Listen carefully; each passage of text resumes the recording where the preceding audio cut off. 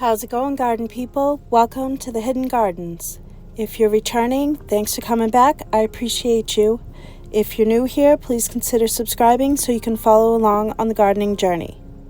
Today we're going to finish up the bulk planting session that I've been having here at the end of the summer in my front yard Zone 7 gardens. If you missed the first two videos in this series, I will link them below, but we're going to pick right back up here in the loosely designated pink quadrant. After I decided the placement, it's now time to get them into the ground along with moving what needs to be moved, starting with this heartstrings coreopsis. Now yes, I did just plant this at the beginning of the summer season. However, the bunnies found it shortly after planting, and while the plant did actually come back and I did get some blooms out of it, after seeing the blooms, it just didn't seem to mesh very well with the other plants that are surrounding it. So I'm going to take it out, I'm going to put it in a pot, I'm going to put it in the back with all the other plants that I have that bunnies find quite tasteful, and I'm just going to do a little bit more rearranging up here. Moving on to the Yuki Cherry Blossom Deutzia that seems to be getting smothered out by the variegated red twig dogwood. This plant will get about 1 foot to 2 feet tall and wide, zones 5 through 8, part sun to sun, so I'm going to move it up just a little bit here, give it a little bit more room.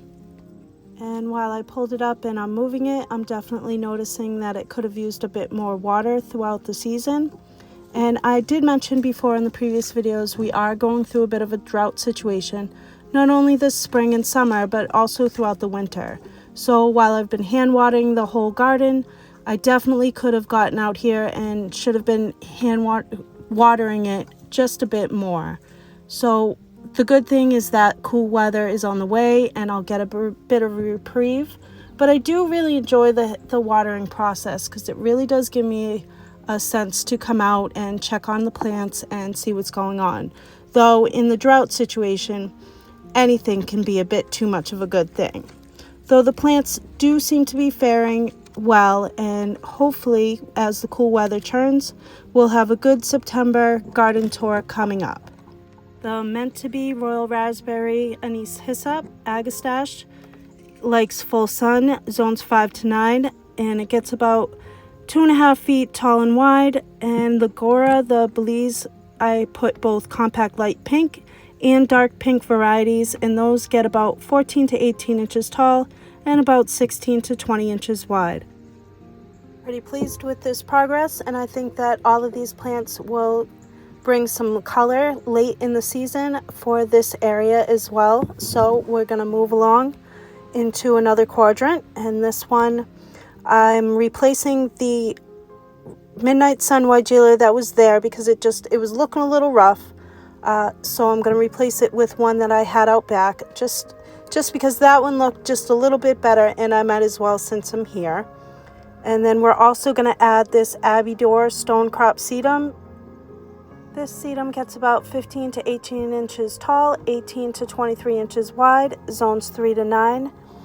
This quadrant here is a loosely purple quadrant. The pink blooming of this sedum will go nicely, especially next to the tough stuff that, depending on the soil acidifier that I add, will bloom towards pink or purple. And in a way, it does tie in the whole situation, the whole front garden, all the 4 quadrants together with each other to have little bits of pops of color up from the other beds woven into each other.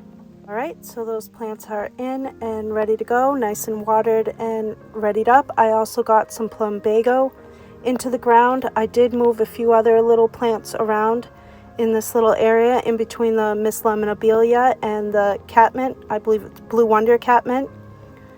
As well as I also added Purple Pixie Dwarf Weeping Laura Petalum, and that one's evergreen 2-point, 18 inches tall, 48 inches wide, zone 7 to 10. So where I'm a zone 7, I'm zone pushing for sure. Now I did plant these plants closer to the road and they didn't fare very well. So I'm hoping by having these plants up closer to where I can really kind of keep an eye on them, that maybe I'll have much better success with them. I was also able to add this blue vervain, Verbena hastata. And this one's a native North American wildflower, and it likes part sun to sun, zones 3 to 8, height 4 to 5 feet tall, and then spacing only about 1.5 feet. I also added this Liatris. Kobold is the variety, and that one zones 3 to 9, and it gets about 24 inches tall and about 24 inches wide, as well as a Vino Verde Weigelia Florida in between there. And that one gets about 3 to 5 feet tall and wide, zones 5 to 7. And if you've been following along, you know that I did have a Bluebeard there at one point. So we'll hopefully see if that one does a little bit better. I think it'll fill in the space really nicely. I did also change out the blue holly that's sitting there, as well as added this iris grass, Variegata iris insata. And this one is about part sun to sun, 24 inches tall to 36 inches tall, 12 to 24 inches wide, and zones 4 to 9. And I think that that'll bring a really pretty texture. It's a little bit different of a grass from the other iris around it, the foliage on it. And I think that the blooms will be really, really pretty, especially standing tall where they are. So I'm looking forward to seeing how that blooms out next year. I'm really pretty pleased as to how the beds are shaping up, especially now that I'm taking more time to fill in the gaps that are around. So you can see there's another Loropetalum that I'm adding over here, and those go under the Tina Sargent crab apples that are up here as well. Moving over to the back of this quadrant, I'm also adding another Liatris, as well as a beautyberry that I've had sitting in a pot for quite a while now, ever since I moved it out from one of the lower quadrants. So it looks a little rough, but it's definitely a very pretty beautyberry. It's got some really, really pretty purple berries that come out in the late fall. So to get this back into the ground, I think it'll be much happier.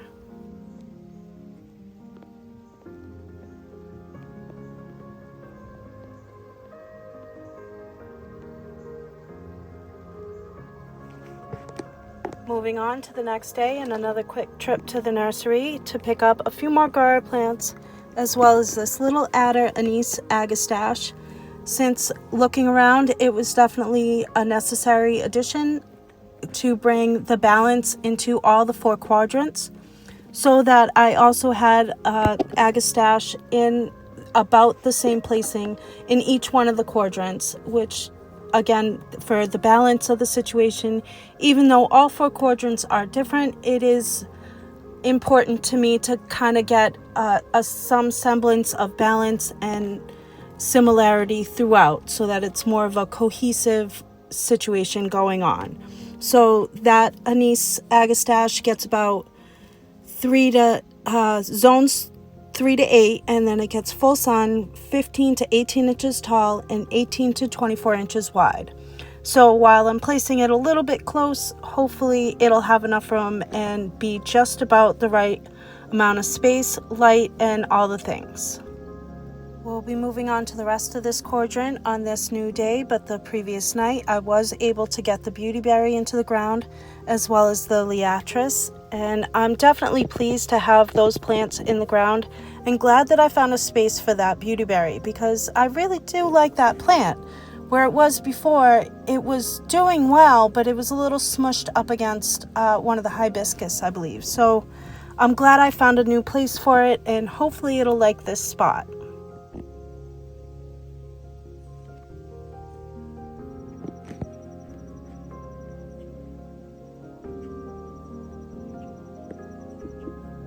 Next up is another Agastache. Like I said, the balance throughout the 4 quadrants.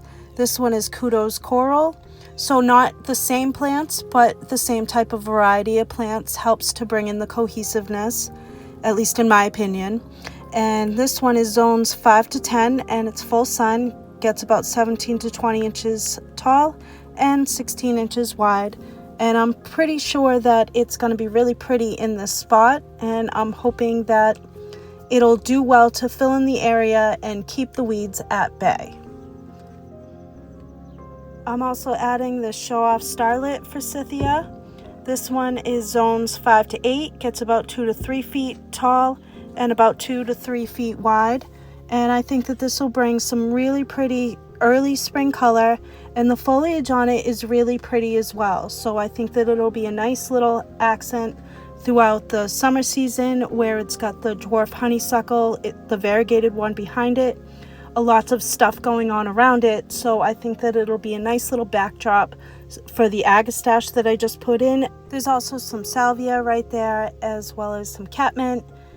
So I think that it'll be a good little background plant when it's not in bloom, and a very pretty early start to the blooming season.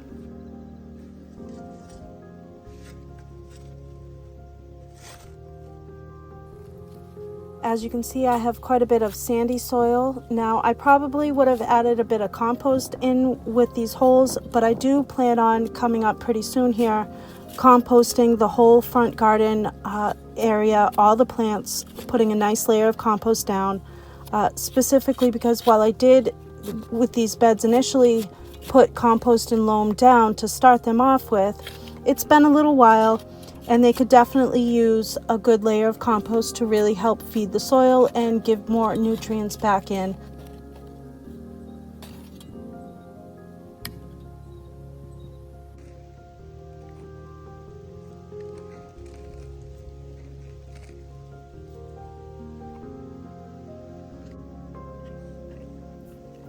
As you can see, the Forsythia plant was definitely rooted into its can, and it was definitely time to get it into the ground. I did rough up the roots just a bit, and that'll help so that it won't keep circling around the plant. It'll help it root outwards once I get it planted into the ground. And I've also added biotone starter, and hopefully that'll help with the roots, getting it just a bit more established before the cold weather sets in. I do have a little bit of a buffer here before it gets too cold around here, and we do tend to get mildish winters anyways. So hopefully come this spring, I'll get a very pretty show out of this very pretty plant.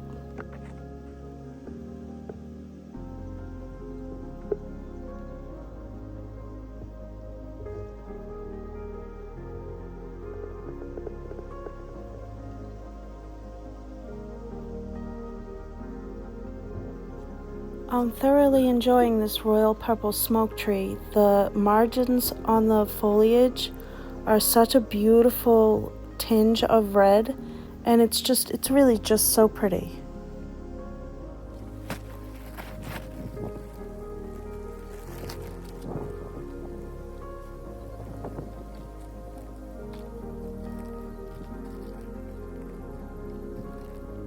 Another important task that I did while I was planting is I made sure to add mulch back onto the area to help suppress whatever weeds want to try and grow, but also, again, because of the drought conditions and such, to really kind of maintain the moisture situation going on within the beds.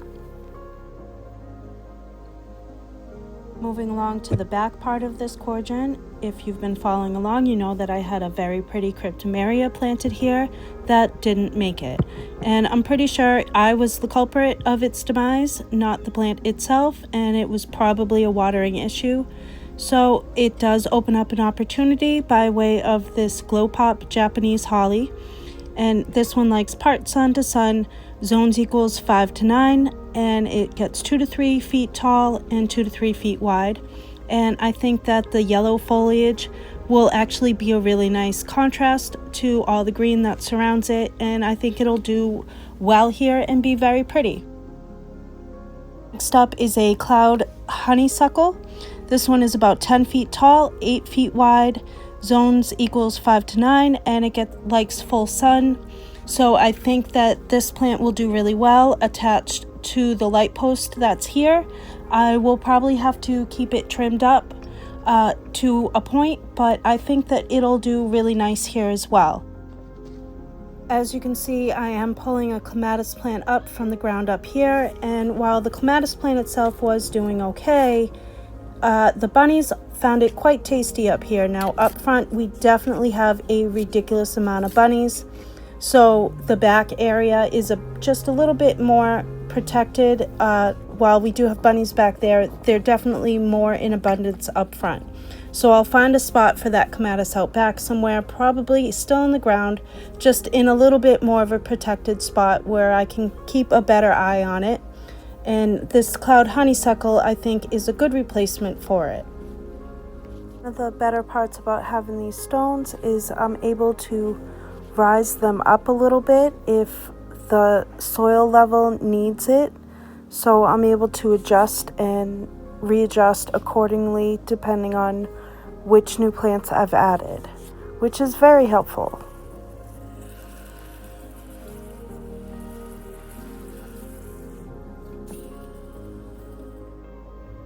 With everything all watered in and planted up in the front entryway Wonderland garden, it was time to move on to these front side yard gardens.